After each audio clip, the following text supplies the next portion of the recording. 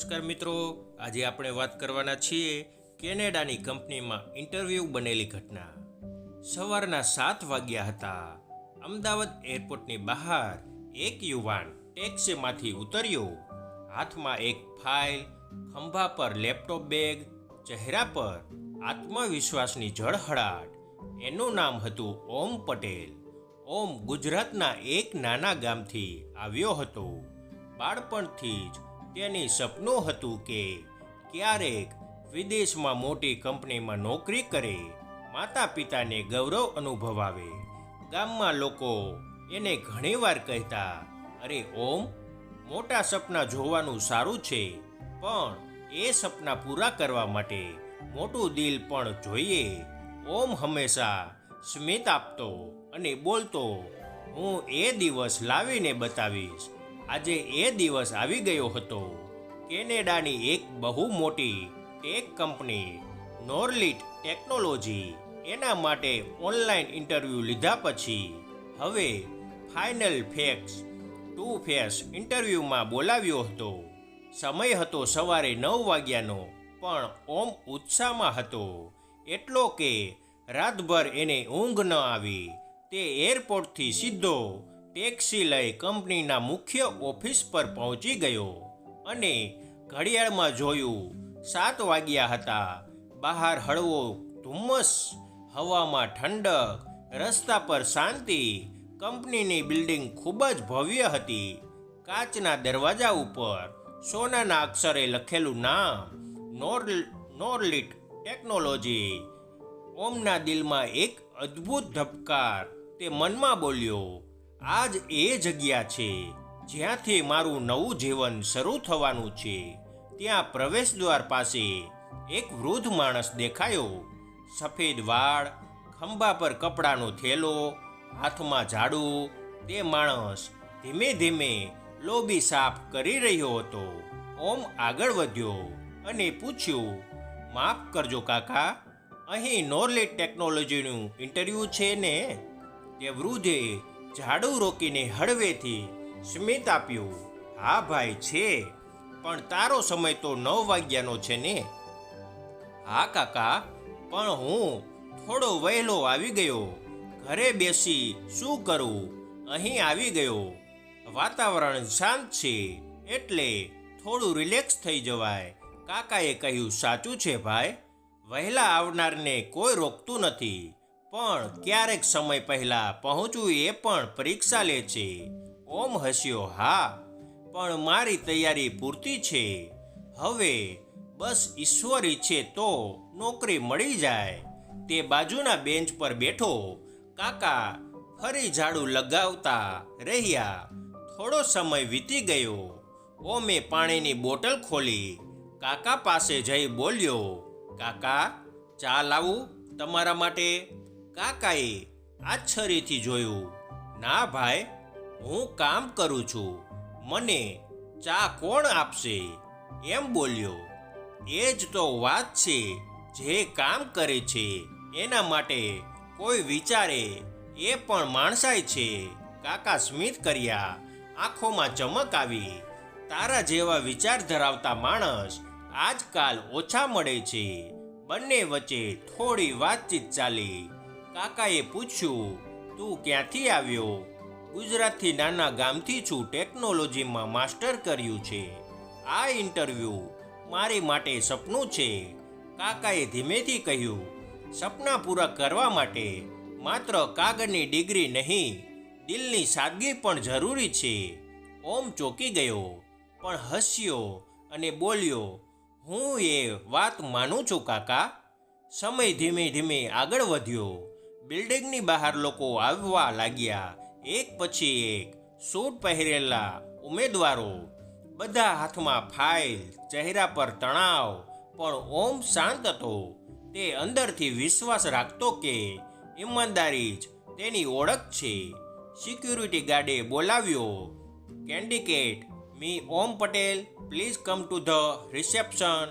ઓમ ઉઠ્યો, કાકા તરફ જોયું. કાકા, હું જઈ રહ્યો છું, આશીર્વાદ આપો. કાકાએ ઝાડુ બાજુ મૂકી હાથ ઊંચા કર્યા અને બોલ્યા, ઈશ્વર તને સફળતા આપે. જે ઈમાનદારી તારા ચહેરા પર છે એ તારા જીવનમાં પણ રહે. ઓમ સ્મિત આપીને અંદર ગયો. લિફ્ટમાં ચડીને 5મા માળે પહોંચ્યો. દરવાજા પર બોર્ડ હતું, એક્ઝિક્યુટિવ ઇન્ટરવ્યૂ રૂમ. હૃદય ધબકતું હતું. અંદરથી એક અવાજ આવ્યો, કમ ઇન પ્લીઝ. ઓમ દરવાજો ખોલીને અંદર ગયો અને પછી એની આંખો પહોળી થઈ ગઈ. તેના પગ તળે જાણે જમીન ખસી ગઈ હોય એમ લાગ્યું. અચાનક એના હાથમાંથી ફાઇલ સરકી ગઈ, કારણ કે સામે ઇન્ટરવ્યૂ ચેર પર બેઠેલા વ્યક્તિ એ જ હતા. સવારના એ જ ઝાડુ લગાવનાર કાકા. ઓમના મોંમાંથી અવાજ નીકળ્યો નહીં. તે હેબતાઈ ગયો.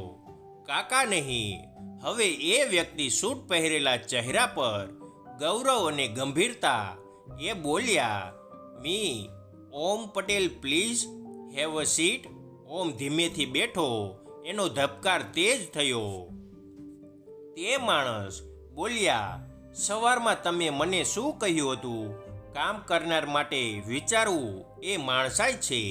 મને ખુશી થઈ કે હજુ માણસાઈ જીવત છે.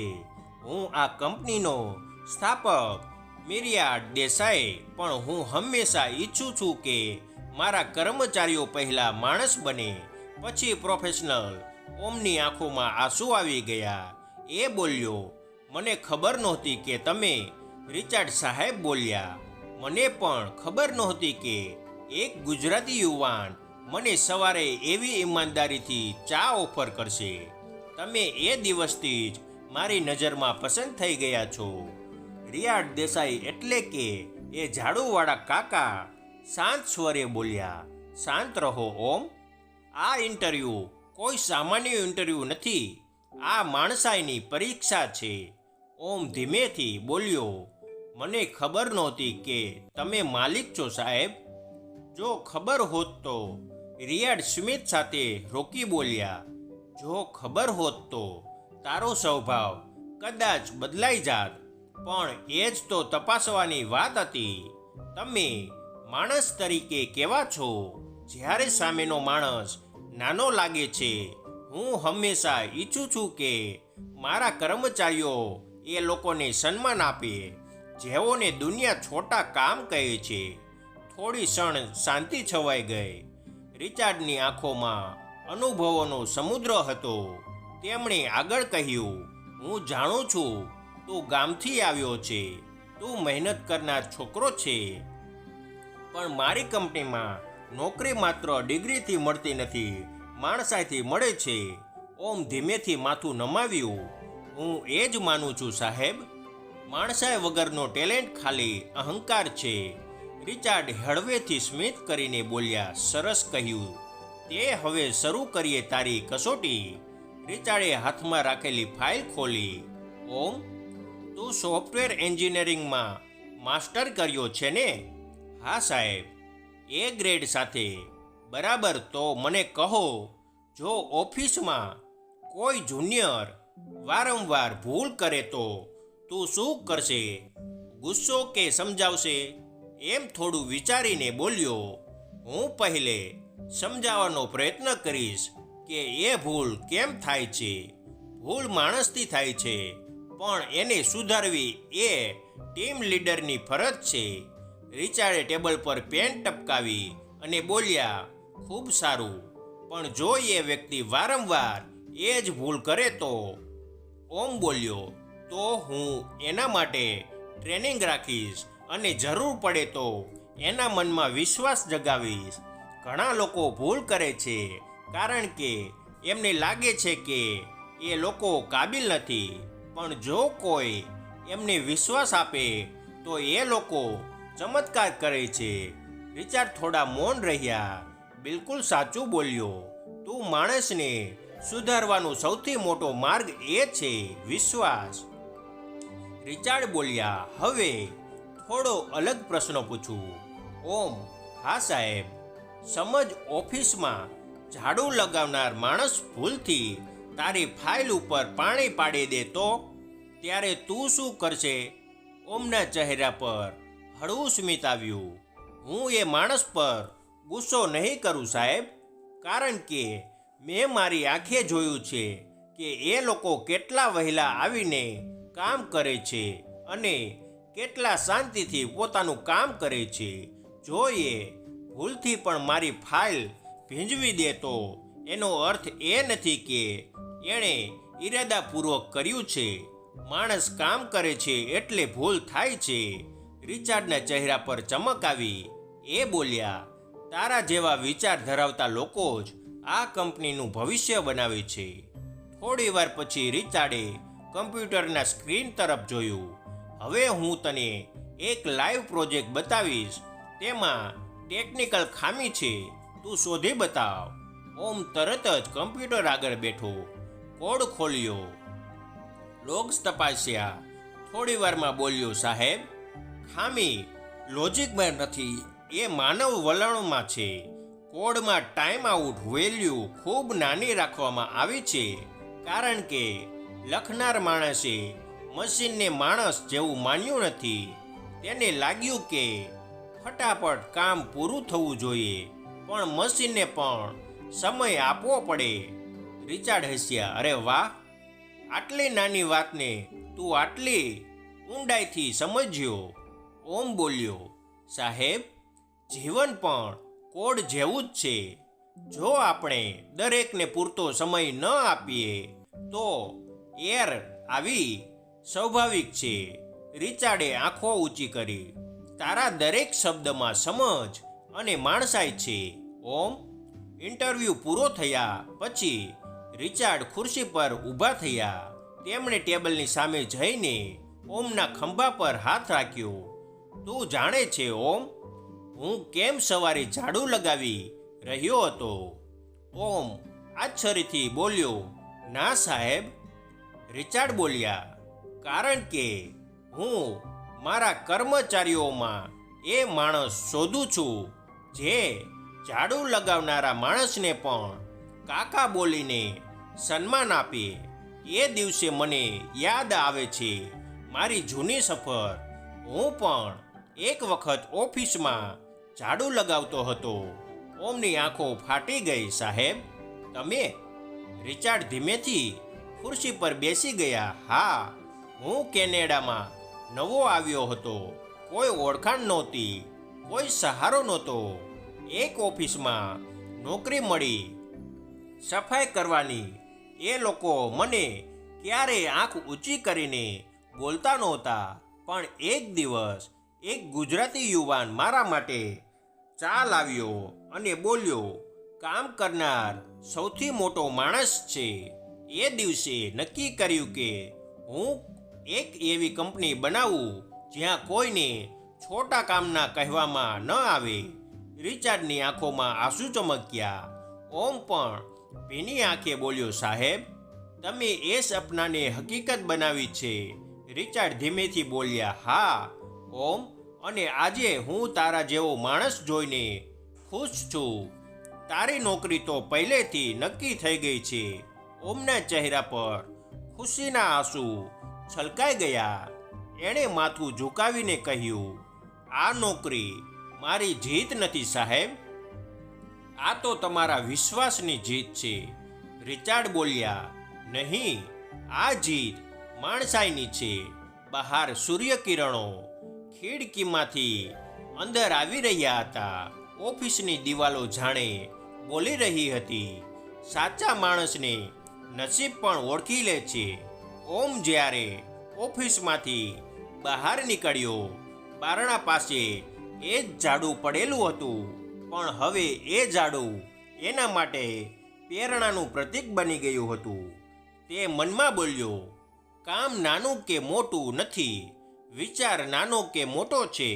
ઇન્ટરવ્યૂ પૂરો થયા પછી ઓમ ઓફિસની બહાર નીકળ્યો. હવામાં ઠંડક હતી, પણ એના મનમાં ગરમી, આશાની, આનંદની અને સંતોષની પગલાં હળવા લાગતા હતા. જાણે જમીન પર નહીં, સ્વપ્નના રસ્તા પર ચાલતો હોય એમ. સૂર્યની કિરણો કાચની બિલ્ડિંગથી પરથી પરાવર્તિત થઈને એની આંખોમાં પડતી હતી. તે થોડીવાર એ બિલ્ડિંગ તરફ જોયું. એ જ જગ્યા જ્યાં સવારે એક ઝાડુવાળા કાકા સાથે તેની ઓળખાણ થઈ હતી. અને હવે એ જ કાકા એની જિંદગીનો સૌથી મોટો વળાંક બની ગયા હતા. ઓમ મનમાં બોલ્યો, આજે સમજી ગયો, ઈમાનદારીનું બીજ ક્યારેય વ્યર્થ નથી જતું. 2 અઠવાડિયા પછી ઓમને ઓફિશિયલ ઓફર લેટર મળ્યો. તેને નોરલિટ ટેકનોલોજીમાં પ્રોજેક્ટ એન્જિનિયર તરીકે નોકરી મળી. 1 તારીખે જ્યારે એ ઓફિસમાં જોડાયો ત્યારે રિચાર્ડ સાહેબ પોતે એનું સ્વાગત કરવા આવ્યા. Welcome to Norlit mister Om Patel. Richard વેસીને બોલ્યા, યાદ છે ને, અહીં દરેક માણસ એક પરિવારનો ભાગ છે. ઓમ બોલ્યો, હા સાહેબ, અને એ પરિવારની શરૂઆત માણસાઈથી થાય છે. બધા કર્મચારીઓ તાળી પાડતા ઊભા થઈ ગયા. ઓમને લાગ્યું કે એના વર્ષોની મહેનત અને માતા પિતાના આશીર્વાદે આજે એના સપનાને સાકાર કર્યું છે. ઓફિસમાં એણે નોંધ્યું કે દરેક કર્મચારી એકબીજાને બહુ સન્માન આપતો. કોઈને પદ મોટો હોય કે નાનો, બધું સમાન લાગતું. બપોરે કેન્ટીનમાં ઝાડુ લગાવનાર કર્મચારી પણ મેનેજરની બાજુમાં બેઠો હતો. એ દ્રશ્ય જોઈને ઓમની આંખોમાં ચમક આવી હતી. તે મનમાં બોલ્યો, આજની દુનિયામાં જ્યાં લોકો ખુરશીની ઊંચાઈથી ઇજ્જત આપે છે, એવા સ્થાને માણસાની ઊંચાઈ જોઈને દિલ ખુશ થઈ ગયું. એક દિવસ રિચાર્ડ સાહેબે એના રૂમમાં બોલાવ્યો. ઓમ, હું તને એક ખાસ કામ સોંપવા ઈચ્છું છું. ઓમ આશ્ચર્યથી બોલ્યો, સાહેબ, શું કામ? રિચાર્ડ બોલ્યા, મારે તને નવી ટીમનું નેતૃત્વ આપવું છે, જેમાં જુનિયર લોકો છે, કેટલાક ટેકનિકલ રીતે નબળા પણ છે, પણ દિલથી સારા છે. મારે જોવું છે કે તું કેવી રીતે એ લોકોને માણસાઈથી પ્રોત્સાહિત કરે છે. ઓમ થોડો વિચારીને બોલ્યો, સાહેબ, હું પ્રયત્ન નહીં કરું, હું વિશ્વાસ રાખીશ. દરેક માણસમાં ટેલેન્ટ છે, ફક્ત એને કોઈ વિશ્વાસ આપવાની જરૂર છે. રિચાર્ડ હળવેથી હસ્યા. બસ એ જ તો હું સાંભળવા ઈચ્છતો હતો. નવી ટીમ સાથે કામ શરૂ થયું. ઓમની ટીમમાં 5 લોકો હતા. એક ફિલિપિન યુવતી, એક આફ્રિકન, એક યુવક, 2 સ્થાનિક કેનેડિયન અને એક નાનો ભારતીય છોકરો, અનીશ. શરૂઆતમાં ઘણી મુશ્કેલીઓ આવી. પ્રોજેક્ટ ટેકનિકલી મુશ્કેલ હતો, ડેડલાઇન ટાઈટ હતી અને ટીમ સભ્યો વચ્ચે ભાષા અને સંસ્કૃતિના ફરકને કારણે ગેરસમજ થતી. પણ ઓમ રોજ સવારે ટીમને એક જ વાત કહેતો, અમે સૌ અલગ દેશના હોઈએ, પણ અમારી લાગણી એક છે, સારા માણસ બનવાની. તે દરેકને પોતપોતાના વિચારો વ્યક્ત કરવાની તક આપતો. એ કોઈને ઠપકો આપતો નહીં, પણ સમજાવતો. ક્યારેક કોઈ સભ્ય સમયસર કામ પૂરું ન કરે તો એ પોતે મદદ કરતો. એક સાંજે ઓફિસમાં બધા થાકી ગયા હતા, એટલે ઓમ બોલ્યો, ચાલો આજ સાંજે આપણે સૌ સાથે જમવા જઈએ. બધા હસ્યા. ઓમે પોતે રસોઈ બનાવી, ગુજરાતી ખીચડી અને કઢી. સૌએ પહેલીવાર એ સ્વાદ ચાખ્યો અને બોલ્યા, વાહ, આ તો દિલથી બનાવેલો ખોરાક છે. ઓમ હસ્યો, હા, કારણ કે માણસાઈનો મસાલો છે. તેમાં તે રાત્રે બધાની વચ્ચે એવો વિશ્વાસ જન્મ્યો કે પછીથી એ ટીમ કંપનીની સૌથી સફળ ટીમ બની ગઈ. એક દિવસ રિચાર્ડ સાહેબે આખી ઓફિસની મીટિંગ બોલાવી. બધા હાજર હતા. તેમણે સ્ટેજ પર માઇક લઈ કહ્યું, ફ્રેન્ડ્સ, આજે હું એક એવી જાહેરાત કરવા જઈ રહ્યો છું જે મારા માટે ગૌરવની વાત છે. આ કંપનીના ઇતિહાસમાં પહેલીવાર અમે બેસ્ટ હ્યુમન લીડર નામનો એવોર્ડ આપી રહ્યા છીએ. બધા તાળી પાડવા લાગ્યા. રિચાર્ડ બોલ્યા, આ એવોર્ડ એવા માણસને મળે છે જેણે ફક્ત પ્રોજેક્ટ્સ પૂરા કર્યા નથી પણ દિલ જીત્યા છે. તેમણે આગળ કહ્યું, આ એવોર્ડ જાય છે મિસ્ટર ઓમ પટેલને. હોલ તાળીઓથી ગુંજી ઉઠ્યો. ઓમ સ્ટેજ પર ગયો. આંખોમાં આંસુ લઈને રિચાર્ડ સાહેબને પ્રણામ કર્યો. રિચાર્ડ બોલ્યા, ઓમ, તું ફક્ત ટેકનોલોજી નહીં માણસાઈ શીખવી છે આ કંપનીને. ઓમ બોલ્યો, સાહેબ, આ બધું તમારી આપેલી પ્રેરણાનું પરિણામ છે. જો એ દિવસે તમે ઝાડુ લઈને મને ન મળ્યા હોત તો કદાચ હું આજે આ સ્ટેજ પર ન હોત. રિચાર્ડ બોલ્યા, હું નહીં, તારી નમ્રતા તને અહીં લાવી છે. યાદ રાખજે, નમ્રતા એ માણસાઈનો સૌથી મોટો ગુણ છે. બધા કર્મચારીઓ ઊભા રહીને તાળી પાડતા રહ્યા. તે ક્ષણે ઓમને લાગ્યું, સફળતા એ પૈસામાં નહીં, માણસોના દિલમાં વસવામાં છે. તે રાત્રે ઓમ ઓફિસની બિલ્ડિંગની છત પર ઊભો હતો. તારાઓ ચમકી રહ્યા હતા. હળવો પવન ફૂંકાઈ રહ્યો હતો. તે મનમાં બોલ્યો, જિંદગી એક અનોખી સ્ક્રિપ્ટ છે. અહીં જે માણસને આપણે નાનો માનીએ એ જ માણસ કદાચ આપણું ભવિષ્ય લખે છે. તે નીચે જોયું. બિલ્ડિંગની નીચે એક સફાઈ કામદાર ઝાડુ લગાવી રહ્યો હતો. ઓમ તરત નીચે ગયો, એની પાસે પહોંચ્યો અને બોલ્યો, કાકા, ચા પીશો? એ કામદાર આશ્ચર્યથી હસ્યો. હા ભાઈ, કેમ નહીં? ઓમે હાથ મિલાવ્યો અને બોલ્યો, આ કંપનીના પરંપરા છે માણસાઈની. રિચાર્ડ સાહેબ દૂરથી જોઈ રહ્યા હતા. તેમની આંખોમાં ગર્વના આંસુ ઝળહળ્યા. તેમણે મનમાં કહ્યું, હવે મને વિશ્વાસ છે કે નોર્લી ટેકનોલોજી ફક્ત એક કંપની નહીં, એક સંસ્કાર બનશે. એ રીતે ઓમની નવી સફર શરૂ થઈ. એક એવી સફર જ્યાં સફળતા ફક્ત પદમાં નહોતી પણ હૃદયના સ્પર્શમાં હતી. સમય પંખોની જેમ ઉડી ગયો. ઓમને નોર્લી ટેકનોલોજીમાં જોડાયા પછી 10 વર્ષ વીતી ગયા. હવે એ ફક્ત એક કર્મચારી ન રહ્યો હતો, એ હતો હ્યુમન વેલ્યુ ડિરેક્ટર. એટલે કે માણસાઈના સિદ્ધાંતોને જીવંત રાખનાર આત્મા. કંપની હવે વિશ્વના અનેક દેશોમાં ફેલાઈ ગઈ હતી.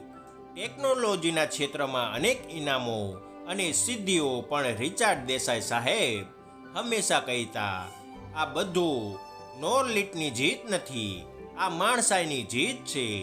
ઓમની ઓફિસની દિવાલ પર એક ફ્રેમમાં એક તસવીર લટકતી હતી, જેમાં એક ઝાડુ અને એની બાજુમાં લખેલું હતું, કામ નાનું નથી, માણસ મોટો છે.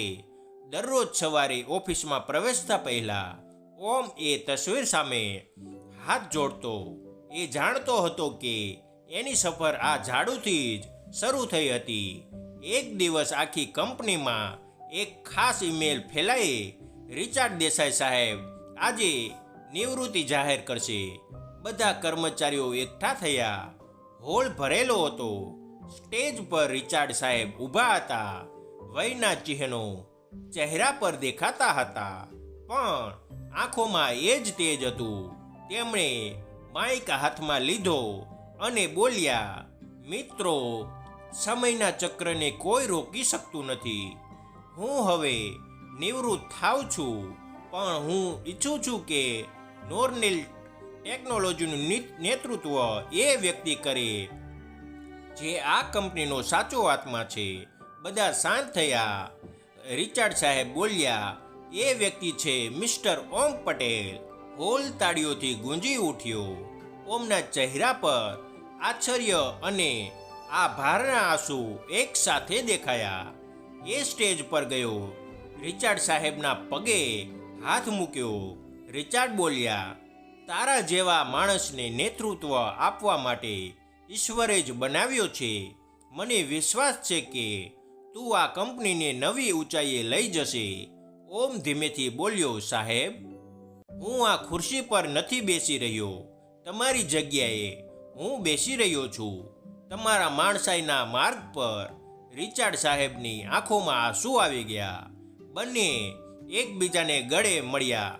હોલમાં ઊભેલા દરેક કર્મચારીને એ દ્રશ્ય જોઈને લાગ્યું કે એ દિવસ કંપનીના ઇતિહાસમાં સુવર્ણ અક્ષરે લખાશે. થોડા મહિના પછી ઓમ કંપનીના નવા ઓફિસમાં ગયો. એના રૂમના બહાર કેટલાક નવા યુવાન ઇન્ટર્સ ઊભા હતા. કોઈ ફોનમાં વ્યસ્ત, કોઈ એકબીજા સાથે વાતોમાં મશગુલ. ઓમ બહાર આવ્યો અને બોલ્યો, બધા અંદર આવો.